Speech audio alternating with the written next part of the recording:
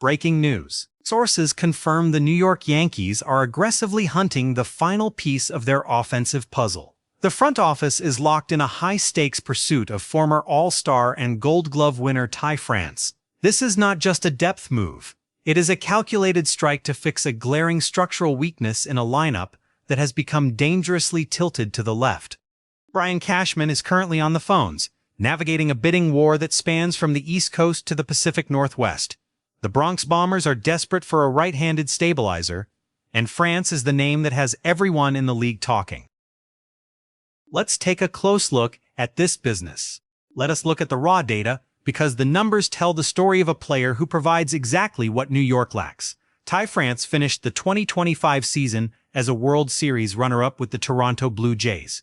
Over the course of his career, he has maintained a batting average of .262 and an on-base plus slugging percentage of .735.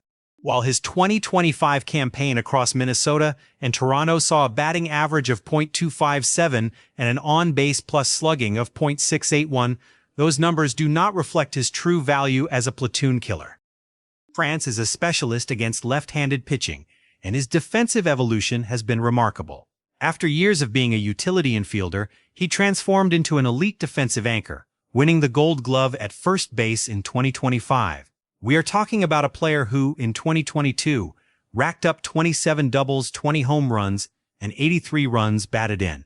The Yankees are not just looking at his past, they are looking at the defensive security he provides and his ability to punish left-handed starters who have historically neutralized the Yankee Stadium short porch. Let's get to the facts. This move is about survival in the American League East. If you look at the Yankees' current roster, it is a sea of left-handed bats. Relying on Ben Rice as the primary first baseman is a massive gamble for a team with championship aspirations. The internal talk about moving Amed Rosario to first base, a position he has never played professionally, smacks of desperation. Bringing in Ty France ends that experiment before it starts. It allows Rice to develop without the crushing pressure of being the sole producer at a power position and gives the Yankees a legitimate defensive upgrade that saves runs in tight divisional games. However, the Yankees are not alone in this race. Reports indicate the New York Mets are hovering, looking to snatch France to bolster their own infield rotation. Furthermore, multiple teams on the West Coast are reportedly in the mix, potentially driving the price tag toward a multi-year deal worth north of $12 million per season.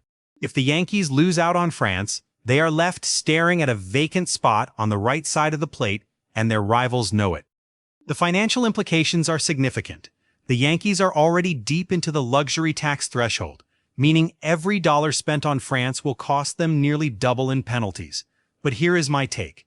You cannot put a price on lineup balance. Without a right-handed threat like France, teams like the Boston Red Sox or the Baltimore Orioles will simply stack left-handed relievers against New York in the late innings and shut them down. By signing France, the Yankees force opposing managers to change their entire bullpen strategy. It is a chess move that ripples through the entire division. If Boston sees New York land France, expect them to pivot aggressively toward another right-handed utility arm to keep pace. The arms race in the East is far from over. My projection is clear. If the Yankees land Ty France, they solidify their status as the favorites for the American League pennant. His presence in the bottom half of the order provides the protection that the superstars at the top need to see better pitches. By the time we hit October, we will not be talking about his batting average. We will be talking about the 3-run double he hit against a southpaw closer in the playoffs. The front office is tired of being one-dimensional. They want a professional hitter who can play elite defense, and France fits that mold perfectly.